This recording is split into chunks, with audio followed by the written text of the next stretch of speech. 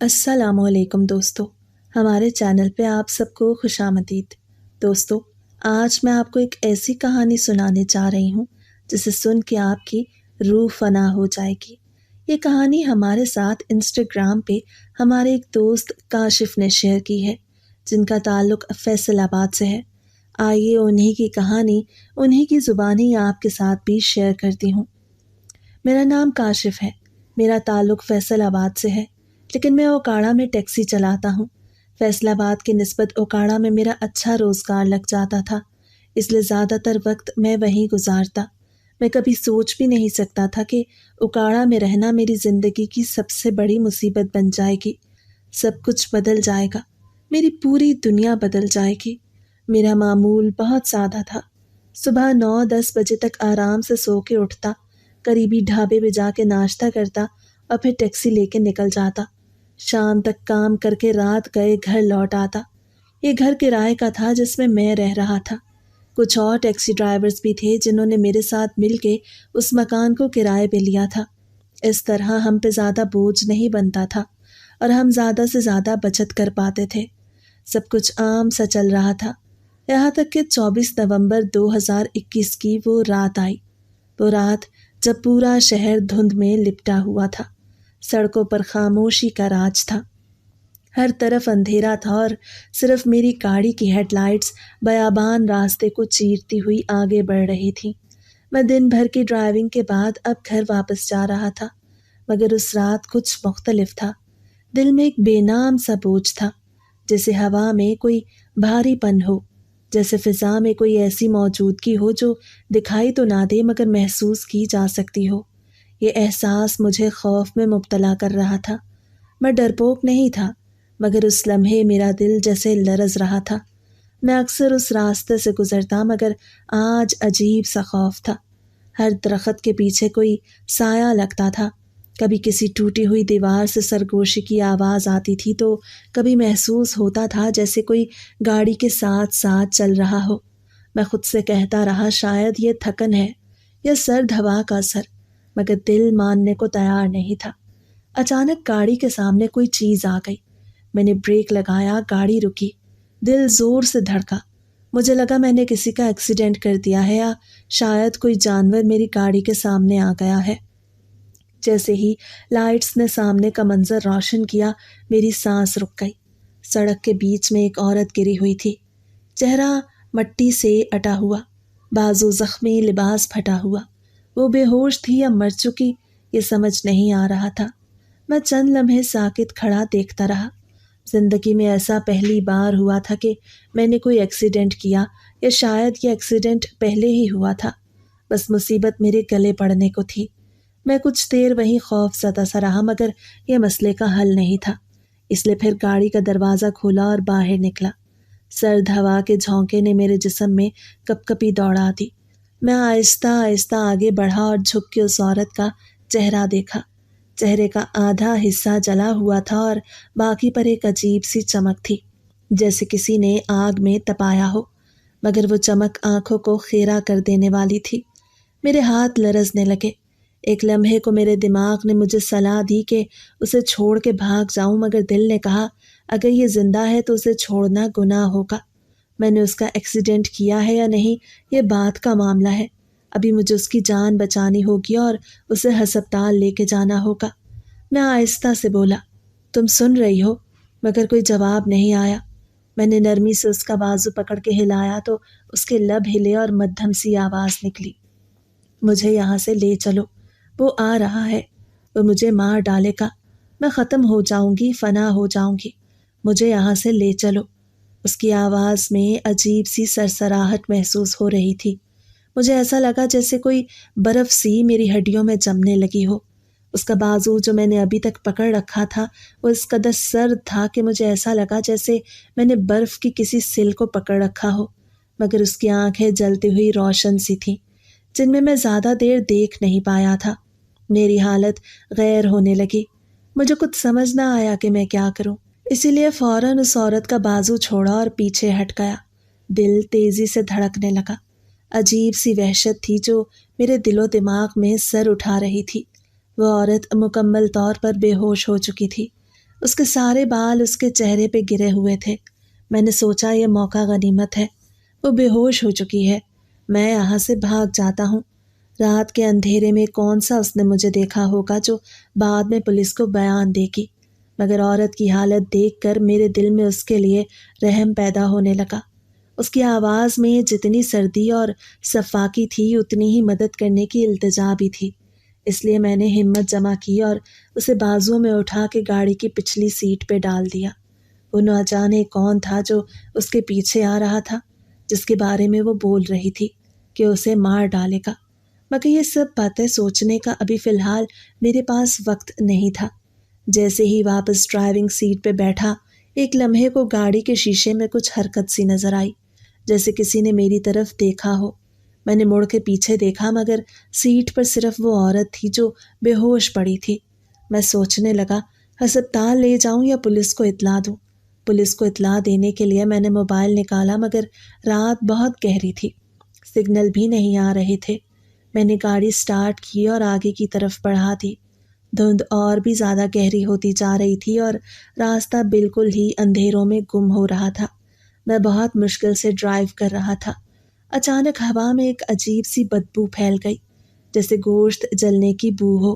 ناک پہ ہاتھ رکھ کے گاڑی آگے بڑھانے لگا مگر دل کی دھڑکن قابو میں نہیں آ رہی تھی۔ راستہ سنسان اور دھند سے بھرا ہوا تھا، ہر موڑ پہ لگتا جیسے کوئی سایہ دوڑ رہا ہو یا گاڑی کے ساتھ ساتھ چل رہا ہو۔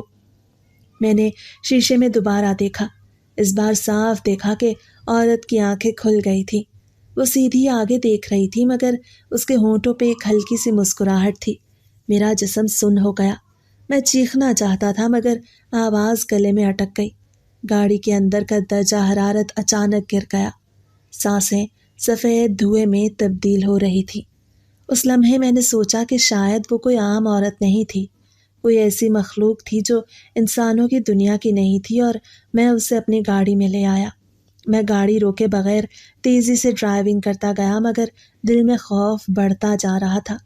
عورت نے سر ذرا سا موڑا اور پھر ایک آواز آئی جو گاڑی کے ہر کونے میں گونجی، مت رکو، وہ ہمیں دیکھ رہا ہے۔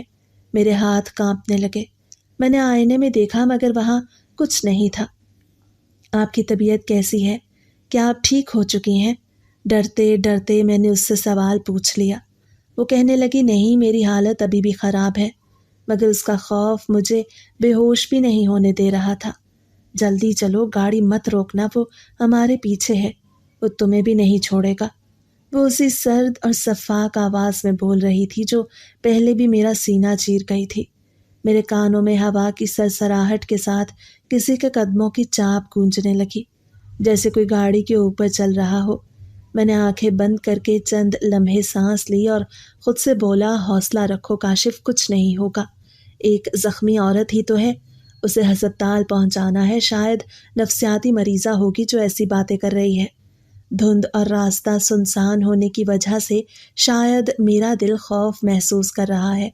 میں نے خود کو تسلی دی اور گاڑی کی رفتار بڑھا دی، مگر دل کے اندر ایک سوال مسلسل چبھ رہا تھا، وہ کون ہے جو آ رہا ہے، اور یہ عورت کون ہے جو بیچ سڑک پہ نیم مردہ حالت میں پڑی تھی؟ میں کیوں اسے گاڑی میں بٹھا لایا؟ میں پہلے تو کبھی بھی اتنا رحم دل نہیں ہوا کرتا تھا جتنا اب ہو گیا تھا۔ حالات اور غربت نے مجھے سخت دل بنا دیا۔ کبھی کسی پر 1 روپے کے لیے بھی رحم نہیں کھایا کرتا تھا۔ مجھے تو اپنی بیوی بچے بھی سخت زہر لگتے تھے کیونکہ وہ کھانے پینے کو مانگتے تھے اور مجھ سے ضروریات زندگی کی چیزیں چاہتے تھے جو میں پوری نہیں کر پاتا تھا۔ اسی لیے تو یہاں اوکاڑا میں آ بسا تاکہ ان سے دور رہوں اور وہ کم سے کم فرمائشیں کر سکیں۔ پیچھے گھر کا چولہا کیسے چلتا ہے، میرے بیوی بچے کیسے پالتی ہے، مجھے اس بات کی فکر نہیں تھی۔ بس ہر ماہ ایک مخصوص رقم انہیں بھیج دیا کرتا۔ پہل میرا دل کرتا تھا کہ میرے پاس روپے پیسے ہوں تو میں انہیں اپنے بیوی بچوں پہ خرچ کروں، مگر جب غربت نے کم ہونے کا نام نہ لیا تو میرا دل ان کی طرف سے بھی سخت ہوتا چلا گیا۔ رات لمبی تھی، دھند گہری ہو رہی تھی اور سڑک جیسے کہیں ختم ہی نہیں ہو رہی تھی۔ مجھے یوں لگا جیسے میں ایک ہی جگہ پہ چکر کاٹ رہا ہوں، ہر موڑ ایک جیسا، ہر درخت ایک جیسا، گاڑی کے اندر ایسی خاموشی کہ سانسوں کی آواز بھی سنائی دے رہی تھی۔ کیا آپ یہاں کی رہائشی ہیں؟ اس سڑک پہ کیسے آ گئیں؟ اور ایکسیڈنٹ کیسے ہو گیا ہے؟ اپنی خاموشی کو توڑنے اور اندر کے خوف پہ قابو پانے کے لیے میں نے اس عورت سے باتیں کرنے کا فیصلہ کیا۔ جب وہ کہنے لگی، میں یہاں کی رہائشی نہیں ہوں، میں تو دور، بہت دور وادیوں کے اس پار سے آئی ہوں۔ ایک انسان کے پیچھے آئی تھی مگر اپنی دنیا کا قانون توڑ بیٹھی اور اس جگہ پہ بری طرح پھنس گئی۔ میرے دشمن جو گھات لگائے بیٹھے تھے انہوں نے مجھ پہ حملہ کر دیا۔ میں نے کسی طرح سے اپنے گرد حفاظتی حصار باندھ کے اپنی جان تو بچا لی، لیکن میری طاقت بالکل ختم ہو گئی ہے۔ میں زخموں سے نڈھال ہو چکی ہوں اور وہ اب تک میرا پیچھا نہیں چھوڑ رہے۔ مجھے کسی انسان کی مدد کی ضرورت تھی جس کے ساتھ میں ایک سودا کر سکوں۔ بالآخر تم آ ہی گئے۔ اس عورت کی ایسی باتیں سن کے مجھے اس بات پہ یقین ہو گیا کہ وہ واقعی نفسیاتی تھی۔ کون سی دنیا، کیسی دنیا، کون سے قوانین! وہ شاید کسی کردار کو جی رہی تھی۔ میرے لیے زیادہ فکر کی بات نہیں تھی۔ میری ٹیکسی میں اکثر ایسی خواتین بیٹھ جایا کرتی تھیں جو بالکل ہی عجیب و غریب ہوتی تھیں اور ایسی ایسی جگہوں پر جانے کا کہتی تھیں جن کا اصل میں کوئی وجود بھی نہیں ہوتا تھا۔ میں ان سے کرایہ وصول کرتا تھا اور انہیں کسی بھیڑ والی جگہ پہ اتار کے کہتا کہ یہاں سے سیدھی جائیں اور دائیں یا بائیں مڑ جائیں تو وہاں پہ آپ کا ایڈریس مل جائے گا، اور وہ بخوشی اتر کے چلی جایا کرتی۔ میں ان کی نفسیات پڑھ کے ان کے ذہن کے مطابق ان سے بات کیا کرتا تھا اور وہ مطمئن رہا کرتی تھی۔ آپ فکر نہ کریں، جو کوئی بھی آپ کے پیچھے آ رہا ہے میں آپ کو اس سے بچا لوں گا اور آپ کو ہسپتال بھی خیریت سے لے جاؤں گا۔ میں نے اس عورت کو تسلی دی تھی مگر ایک دم سے اس کی آنکھیں چمک اٹھیں۔ کیا تم واقعی سچ کہہ رہے ہو؟ تم مجھے اس سے بچا سکتے ہو جو ہمارے پیچھے ہے؟ اگر تم ایسا کر دو تو میں تمہاری زندگی کو خوشیوں سے بھر دوں گی۔ اس نے پرجوش لہجے میں کہا تو مجھے ہنسی آ گئی۔ ہنسی دبانے کو میں نے چہرہ نیچے کی طرف جھکا لیا اور کہنے لگا، جی جی بالکل، میں آپ کو ہر ایک سے بچا لوں گا۔ کہتے ہوئے میں نے اپنی پوری توجہ ڈرائیونگ پہ مرکوز کر دی اور پھر بالآخر ہم ایک ایسی سڑک پہ پہنچ گئے جہاں پر ٹریفک چل رہی تھی۔ سگنل بحال ہو چکے تھے۔ میں شہر کے مرکزی ہسپتال کی طرف روانہ ہوا۔ وہاں پہنچ کر میں نے عورت کو گاڑی سے باہر نکالا اور غور سے اس کا چہرہ دیکھا، مگر اندھیرے میں جیسا اس کا چہرہ جلا ہوا اور آدھا تانبے کی طرح چمکتا ہوا محسوس ہو رہا تھا ویسا نہیں تھا۔ یہ چہرہ وحشتناک ضرور تھا مگر انسانوں جیسا ہی تھا۔ میں نے اس عورت کو اسٹریچر پہ لٹایا اور ہسپتال میں چھوڑنے کے بعد کچھ ضروری کارروائی کی اور وارث کے خانے میں نامعلوم کا خانہ پر کرتے وہاں سے چلا گیا۔ میرا کام اتنا ہی تھا۔ میں مزید اس عورت کے بوجھ کو برداشت نہیں کر سکتا تھا مگر نہیں جانتا تھا کہ اسے ہسپتال میں چھوڑ کے میں کتنی بڑی غلطی کر رہا ہوں جس کا خمیازہ مجھے ساری زندگی بھگتنا پڑے گا۔ میں گھر آ کے سو گیا۔ رات بھر کی دہشت اور تھکن نے میرے جسم کو اس قدر بے جان کر دیا کہ میں بستر پر گرتے ہی گہری نیند میں چلا گیا، مگر اگلی صبح میرے لیے ایک دھماکہ خیز خبر منتظر تھی۔ جیسے ہی آنکھ کھلی فون مسلسل بج رہا تھا۔ نمبر دیکھا تو بیوی کا تھا۔ دل میں عجیب سا خوف سا ابھرا۔ فون اٹھایا تو دوسری طرف سے اس کی ہچکیاں گونج رہی تھیں۔ وہ بری طرح رو رہی تھی۔ اس کی آواز میں ایسی کپ کپاہٹ تھی جیسے کوئی بڑی مصیبت آ گئی ہو۔ وہ بار بار ایک ہی بات کہہ رہی تھی کہ فوراً فیصل آباد آ جاؤ، بہت ضروری کام ہے۔ میں گھبرا کے اٹھ بیٹھا۔ دل کی دھڑکن تیز ہو گئی۔ سمجھ نہیں آ رہا تھا کہ آخر ہوا کیا ہے۔ میں نے جلدی سے منہ دھویا، جوتے پہنے اور بغیر ناشتہ کیے گھر سے نکل گیا۔ بے شک میں نے کبھی اپنے بیوی بچوں کی زیادہ پرواہ نہیں کی تھی مگر اس لمحے مجھے خوف سا محسوس ہوا۔ انہیں کھو دینے کا خیال میرے لیے تکلیف دہ تھا۔ اکاڑا سے فیصل آباد کا فاصلہ تقریباً 130 کلومیٹر کے قریب بنتا ہے۔ اگر گاڑی تیز چلائی جائے تو 1.5 گھنٹے میں پہنچا جا سکتا ہے، لیکن اس دن جیسے وقت رک گیا تھا۔ وقت اتنا طویل ہو گیا تھا کہ کٹنے میں ہی نہیں آ رہا تھا۔ دھند ابھی تک چھائی ہوئی تھی۔ سڑک سنسان تھی۔ ہر موڑ پہ لگتا جیسے رات کے سائے اب بھی میرا پیچھا کر رہے ہوں۔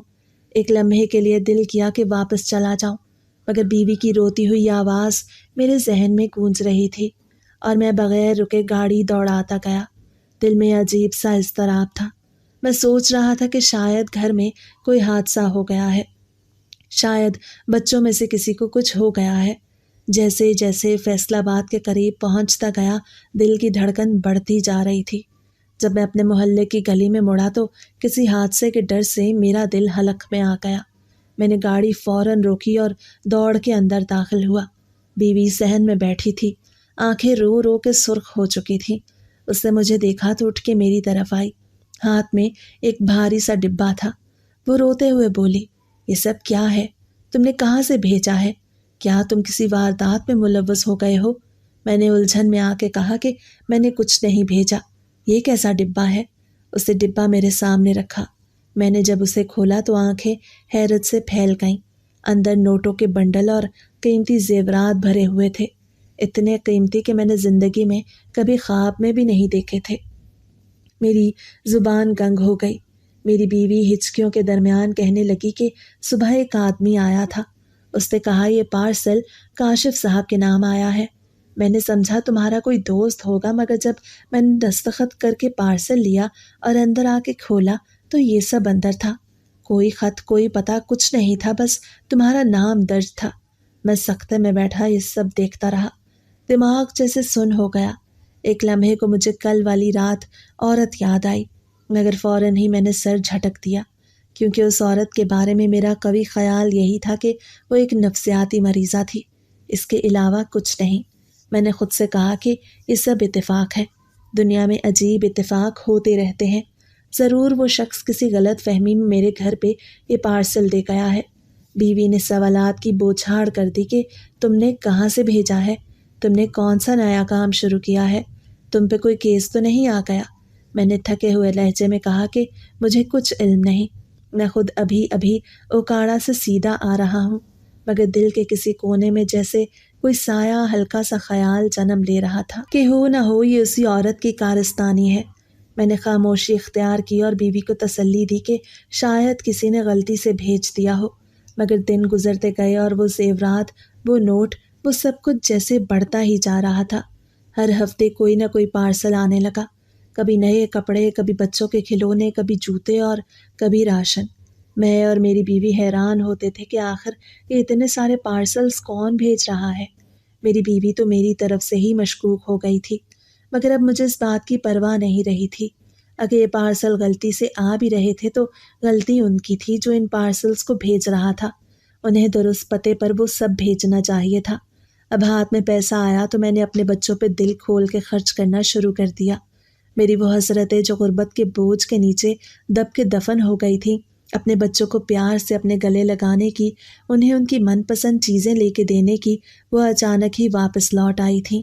میری بیوی، میرے بچے، یہ گھر مجھے کسی جنت کی طرح لگنے لگا تھا۔ میں نے دل کھول کے اپنے بچوں پہ خرچ کرنا شروع کر دیا۔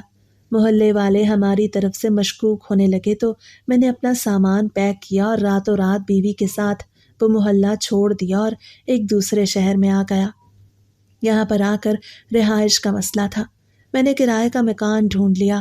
جلد ہی مجھے کرائے کا مکان مل گیا اور میں اپنے بیوی بچوں کے ساتھ وہیں پہ شفٹ ہو گیا۔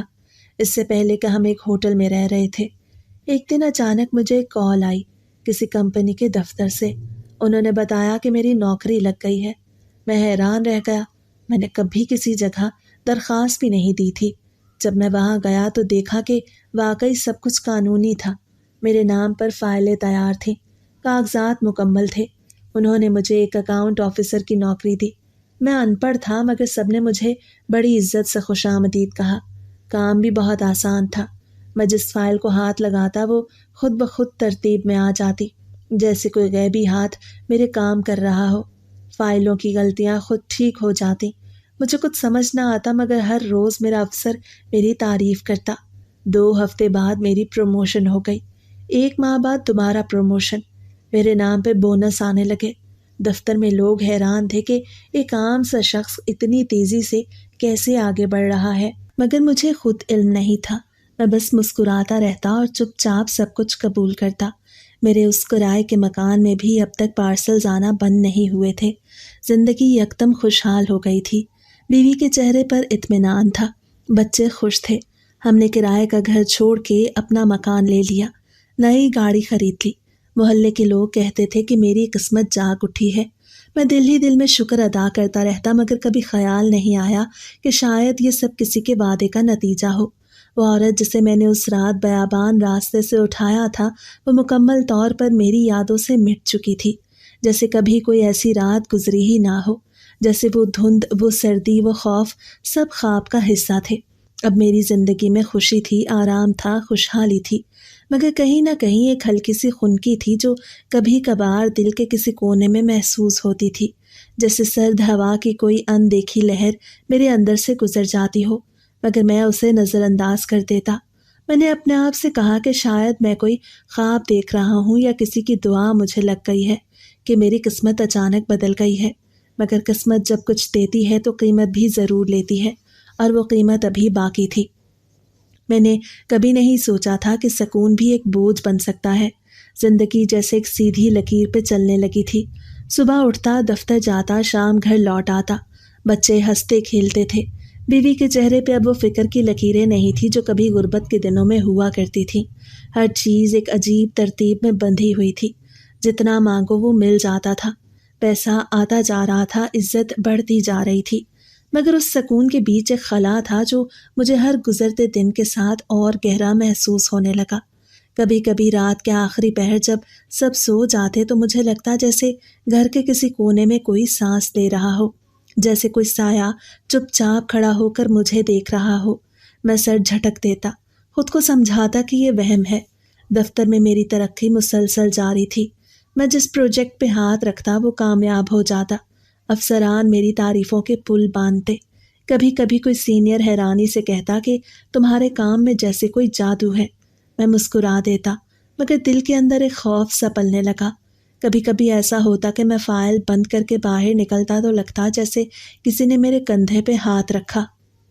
میں پلٹ کے دیکھتا تو کوئی نہ ہوتا۔ کبھی کسی میٹنگ کے دوران کسی عورت کی سرسراہٹ جیسی آواز کانوں میں گونجتی، اتنی مدھم کے الفاظ سمجھ نہیں آتے مگر اتنی واضح کہ دل کانپ جائے۔ ایسے ہی ایک دن دفتر سے واپسی پر مجھے محسوس ہوا جیسے گاڑی کی پچھلی سیٹ پہ کوئی بیٹھا ہے۔ میں نے شیشہ دیکھا تو خالی سیٹ تھی، مگر روشنی کی جھلک میں جیسے کسی سائے کا عکس لہرا گیا۔ میں نے تیز رفتار کر دی، گھر پہنچ کے بیوی اور بچوں کے ساتھ وقت گزارنے لگا تاکہ ذہن بدل جائے، مگر وہ احساس ختم نہیں ہوا۔ میں خود کو مطمئن دکھاتا رہا، بچوں کے ساتھ کھیلتا رہا، بیوی سے باتیں کرتا رہا، مگر دل کے اندر ایک انجانی سردی اترتی جا رہی تھی۔ اس رات جب سب سو گئے تو میں دیر تک جاگتا رہا۔ آسمان پر چاند نہیں تھا، کھڑکی کے باہر دھند چھا رہی تھی، کمرے میں ہلکی سی ٹھنڈ پھیلنے لگی۔ میں نے لحاف اوڑھا اور آنکھیں بند کر لیں۔ پتہ نہیں کب نیند آ گئی، مگر جیسے ہی نیند نے مجھے اپنی گرفت میں لیا، منظر بدلنے لگا۔ میں نے خود کو ایک سنسان میدان میں کھڑا پایا، ہر طرف دھند تھی، زمین ٹھنڈی اور گیلی تھی۔ سامنے دھند میں ایک عورت آہستہ آہستہ چلتی ہوئی میری طرف آ رہی تھی۔ میں نے کوشش کی کہ اس کا چہرہ دیکھ سکوں، مگر وہ دھند میں لپٹی ہوئی تھی۔ پھر وہ قریب آئی تو میرا دل دہل گیا۔ وہی چہرہ، آدھا جلا ہوا، آدھا تانبے کی طرح چمکتا ہوا۔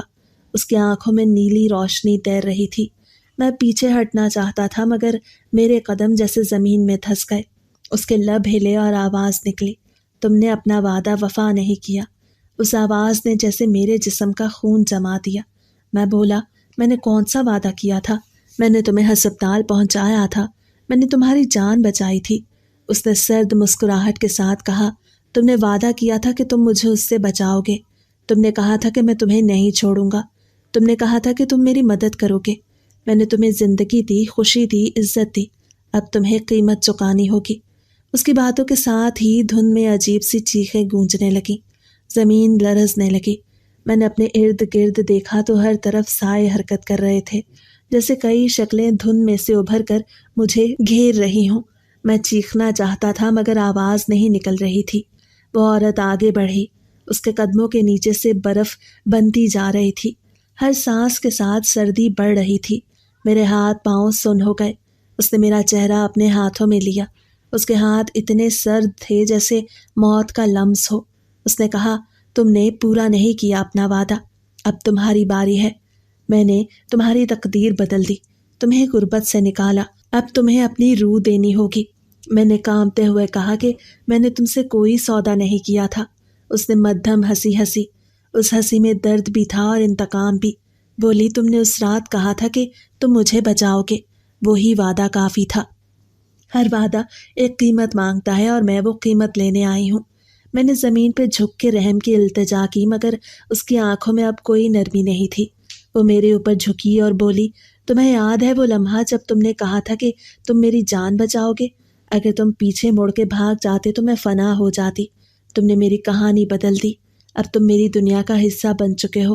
اب تمہاری خوشیوں کی قیمت تمہاری آزادی ہوگی۔ اچانک دھند اور گہری ہو گئی۔ اس کا وجود جیسے دھواں بننے لگا، مگر اس دھوئیں سے سردی کی ایسی لہریں اٹھ رہی تھیں کہ میری سانس رکنے لگی۔ اس نے کہا، آج رات تمہاری زندگی کا وہ وقت شروع ہوگا جب ہر رات تمہیں میرے ساتھ گزارنی ہوگی۔ دن تمہارا ہوگا، رات میری۔ میں نے تمہیں دولت دی، اب تم مجھے وقت دو گے۔ ہر رات تم میری دنیا میں آؤ گے اور میری چیخوں کے درمیان جاگو گے۔ میں جس تکلیف کو اٹھا رہی ہوں، میرے ساتھ اس تکلیف کو بانٹو گے۔ میں نے چیخ کے کہا، نہیں، مگر میری آواز دھند میں دب گئی۔ اسی لمحے میں اچانک جاگ گیا۔ پسینے میں شرابور تھا، سانس تیز تھی، پورا جسم کانپ رہا تھا۔ کمرے میں اندھیرا تھا، مگر ایک گوشے میں ہلکی سی روشنی چمک رہی تھی۔ میں نے نظریں اٹھائیں تو بیوی اور بچے سو رہے تھے، مگر اس روشنی میں جیسے کسی کے چہرے کا عکس ابھر رہا تھا۔ وہی چہرہ آدھا جلا ہوا، آدھا تانبے کی طرح چمکتا ہوا۔ میں نے آنکھیں زور سے بند کر لیں۔ دل چاہا اٹھ کے بھاگ جاؤں، مگر جسم نہیں ہل رہا تھا۔ چند لمحے بعد روشنی غائب ہو گئی۔ میں نے لمبی سانس لی، مگر دل کی دھڑکن اب بھی قابو میں نہیں تھی۔ میں سمجھ گیا تھا کہ اس رات میں نے کوئی بہت بڑی بلا اپنے گلے میں ڈال لی ہے، جس سے جان چھڑوانا میرے لیے ممکن نہیں رہا۔ اور میری زندگی میں یہ جو آسانی پر آسانی آ رہی تھی، یہ بھی اسی کی مرہون منت تھی۔ میری زندگی کی دولت، میرے بچوں کی خوشیاں، میری بیوی کے چہرے کا سکون، وہ سب کچھ تو اس عورت کے ایک نشارے کی دین تھا۔ اس لمحے میں مجھے شدید خسارے کا احساس ہوا۔ میں نے اپنی زندگی میں اپنے بل بوتے پر اپنے بیوی بچوں کے لیے کچھ نہیں کیا تھا۔ کاش میں نے انہیں کوئی ایک خوشی دی ہوتی، بلکہ اب تو میں نے اپنی وجہ سے ان کی زندگیوں کو بھی خطرے میں ڈال دیا تھا۔ وہ عورت نہ جانے کون تھی، کہاں سے آئی تھی اور کیسا انتقام لینے والی تھی۔ سوچتے سوچتے میرا سر درد کرنے لگا۔ میرا اگلا دن بھی بے حد بوجھل گزرا تھا۔ پھر رات بھی آ گئی۔ اس رات پھر نیند آئی۔ کھڑکی سے ٹھنڈی ہوا آ رہی تھی۔ باہر دھند پھیلنے لگی، اور اس دھند میں مجھے لگا جیسے کوئی عورت آہستہ آہستہ چل رہی ہے۔ اس کا وجود آدھا روشنی میں، آدھا اندھیرے میں۔ اس کی آنکھیں جل رہی تھیں۔ اس کے لبوں پر وہی جملہ تھا جو میرے خواب میں تھا، سودا تو ہو چکا ہے، اب قیمت چکانے کا وقت ہے۔ میں نے لحاف اوڑھا، مگر سردی بڑھتی چلی گئی۔ سانسوں سے دھواں نکلنے لگا۔ میرے ارد گرد فضا جمی ہوئی تھی۔ میں نے خود سے کہا کہ یہ سب وہم ہے، مگر دل ماننے کو تیار نہیں تھا۔ بیوی اور بچے گہری نیند میں تھے، مگر مجھے ایسا لگا جیسے کوئی میرے بالکل قریب جھک کر سانس لے رہا ہو۔ میں نے آنکھیں کھولی، مگر کچھ نظر نہیں آیا، صرف ہوا میں اس کی خوشبو تھی، وہی خوشبو جو اس رات گاڑی کے اندر پھیلی ہوئی تھی، گوشت جلنے کی بو کے ساتھ ملی ہوئی خوشبو۔ اس لمحے مجھے احساس ہوا کہ اب کوئی راستہ باقی نہیں رہا۔ وہ سودا جسے میں نے نادانی میں وعدہ سمجھا تھا، وہ میری زندگی کا حصہ بن چکا ہے۔ اب ہر رات وہ آئے گی، ہر رات مجھے اپنی دنیا میں بلائے گی، اور میں بھاگ نہیں سکوں گا، کیونکہ میں نے خود اپنی زبان سے کہا تھا کہ میں تمہیں بچا لوں گا، اور اب وہ مجھے اپنے ساتھ لے جائے گی۔ میں نے کھڑکی کے باہر دیکھا۔ دھند اتنی گہری تھی کہ کچھ دکھائی نہیں دے رہا تھا، مگر اس کے اندر کہیں دور ایک عورت کا سایہ ہل رہا تھا، جیسے وہ جانتی ہو کہ میں جاگ رہا ہوں، جیسے وہ مسکرا رہی ہو، اور میں صرف یہی سوچتا رہا کہ شاید قسمت نے واقعی میرا سودا اس رات طے کر دیا تھا، اور اب میں اس کی قید میں ہوں ہمیشہ کے لیے۔ میں نے سونے کی کوشش کی۔ میں چاہتا تھا کہ اب گہری نیند سو جاؤں اور اس معاملے کو آر یا پار کر دوں۔ میں اس عورت سے بات کرنا چاہتا تھا۔ اس رات میں کافی دیر سوتا رہا، مگر وہ عورت میرے خواب میں نہیں آئی، البتہ جاگنے پر اس کا احساس ضرور محسوس ہوا۔ میں صحن میں نکل آیا اور اس سے بات کرنے کی اور اسے بلانے کی کوشش کی، مگر کوئی آواز یا جواب نہیں آیا۔ اچانک ہی میرے کندھے پہ کسی نے ہاتھ رکھا تو میری چیخ نکل گئی۔ جب میں نے مڑ کے دیکھا تو پیچھے میری بیوی کھڑی تھی۔ کہنے لگی، خیریت ہے؟ آپ یہاں کیوں کھڑے ہیں اور اتنے پریشان کیوں لگ رہے ہیں؟ میں نے کہا، کچھ نہیں، بس طبیعت خراب محسوس ہو رہی تھی، اس لیے ٹھنڈی ہوا کھانے کے لیے چلا آیا۔ چلو ہم کمرے میں چلتے ہیں۔ میں اسے لے کے کمرے کی طرف بڑھا تو میرے کانوں میں ہنسنے کی آوازیں گونجنے لگی۔ ایسا لگ رہا تھا جیسے وہ مخلوق صاف میرا مذاق اڑا رہی ہو، مجھے کہہ رہی ہو بڑا ڈر رہے ہو۔ اس وقت نہیں سوچا تھا جب دھن دولت ہاتھ میں آ رہی تھی اور یہ جانتے ہوئے بھی اس پر قبضہ کر رہے تھے کہ وہ تمہاری نہیں ہے۔ بنا تمہاری قابلیت کے اتنے بڑے بڑے عہدے مل رہے تھے، تب تم نے خوشی سے قبول کر لیا، مگر اب جب سب کچھ تمہارے ہاتھ آ گیا ہے اور ان سب کی قیمت چکانے کا وقت ہے تو تم اتنے پریشان ہو رہے ہو۔ کاش یہ پریشانی تم نے تب دکھائی ہوتی جب تمہارے پاس مفت کی دولت آئی تھی، تب تو تم دونوں ہاتھوں سے اس دولت کو سمیٹنے میں مصروف ہو گئے۔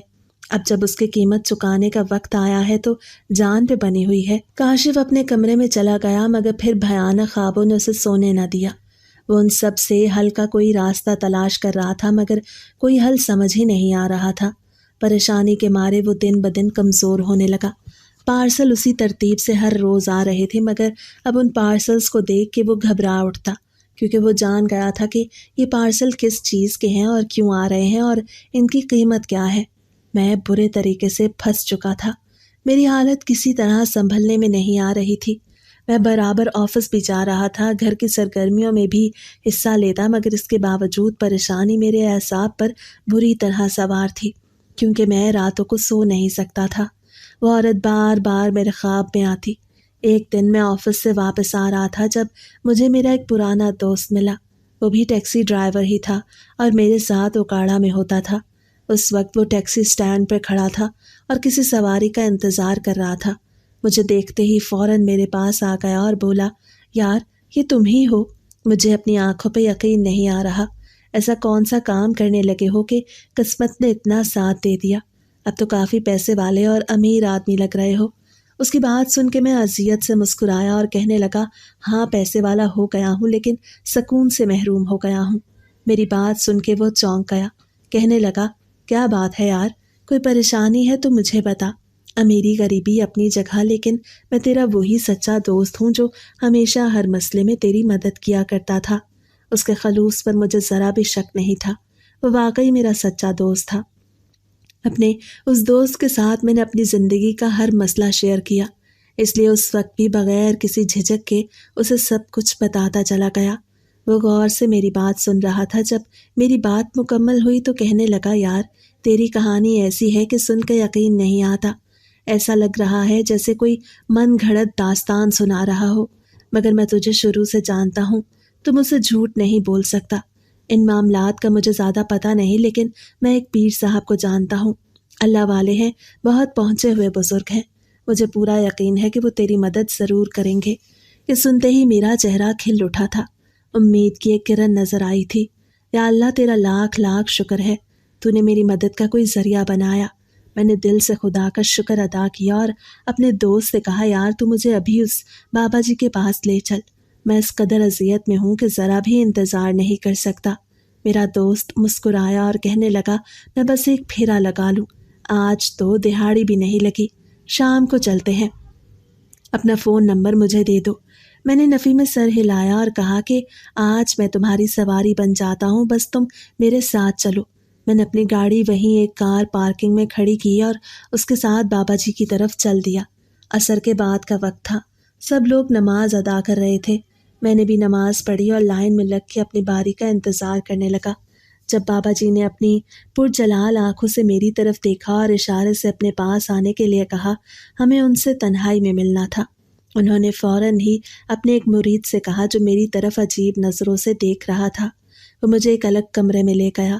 تھوڑی دیر بعد بابا جی بھی وہیں آ گئے۔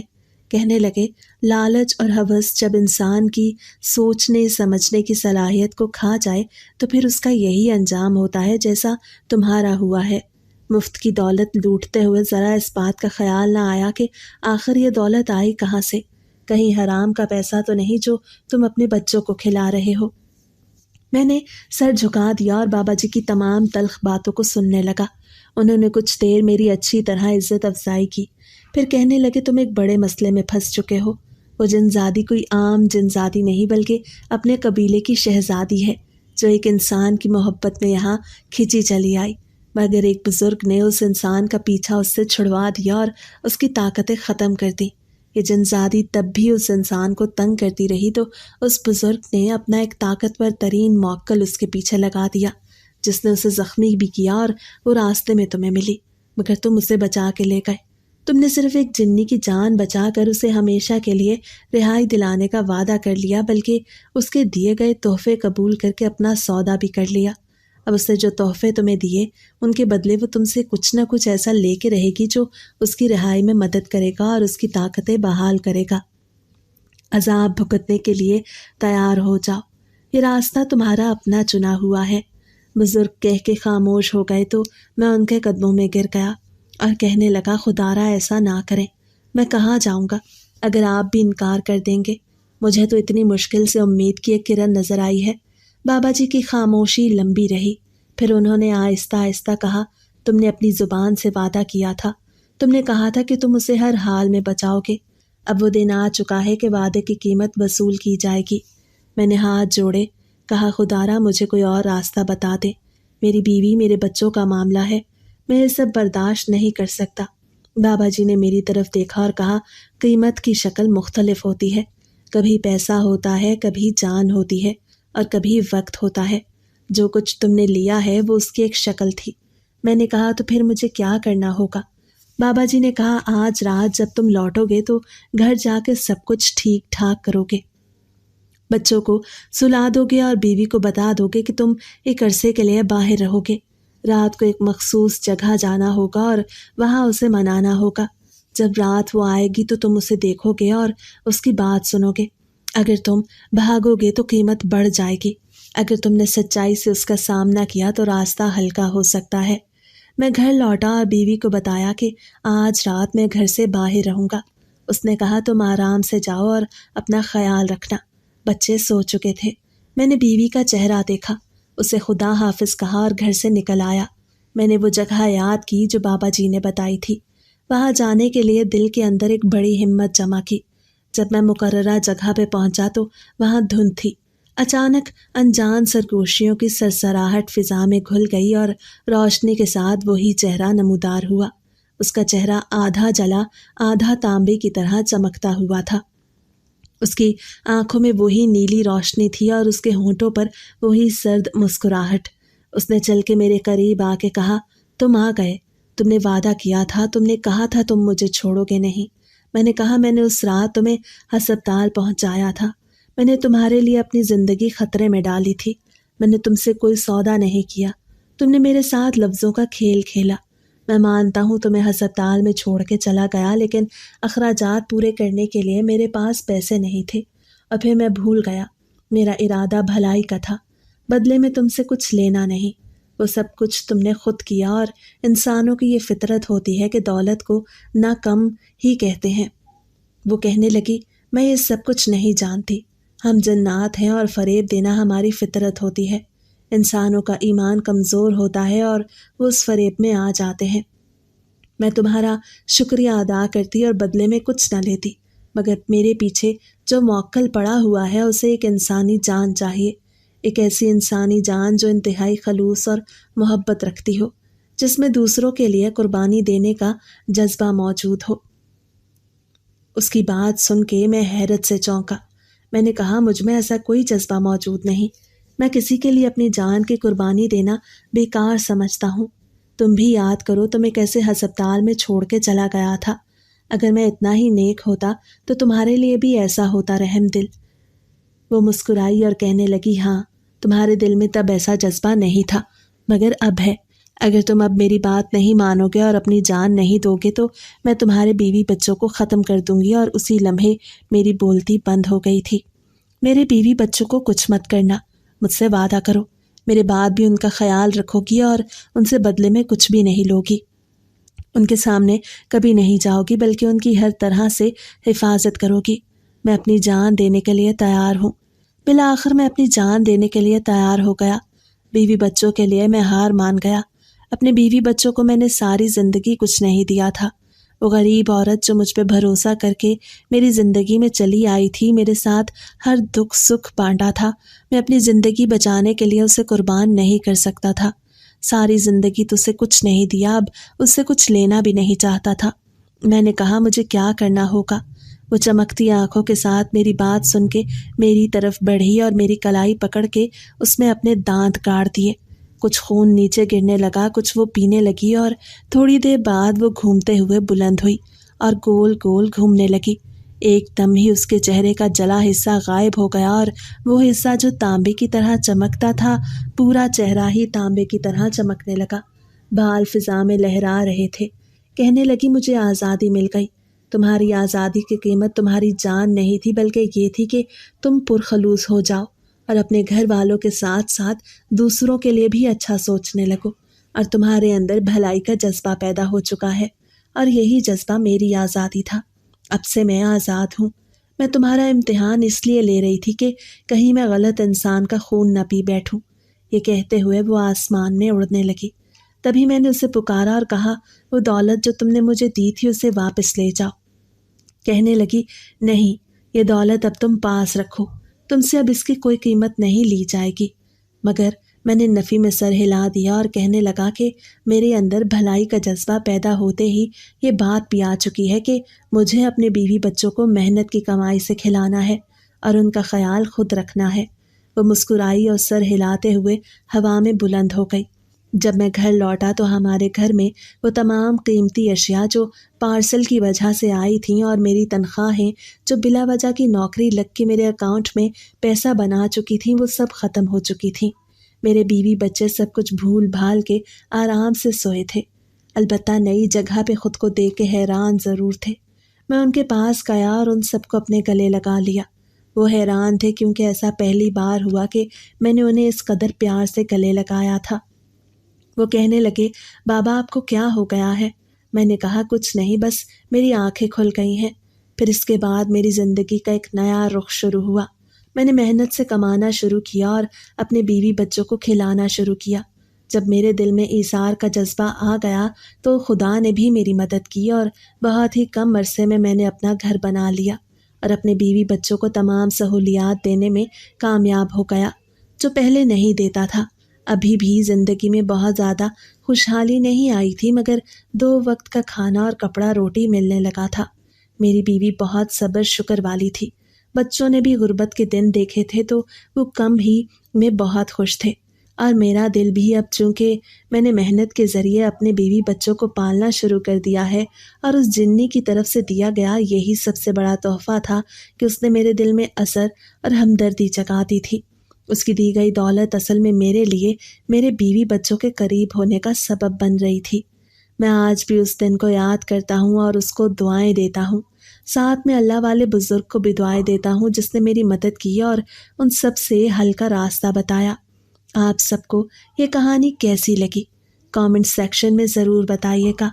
آپ کی رائے کا مجھے شدت سے انتظار رہے گا۔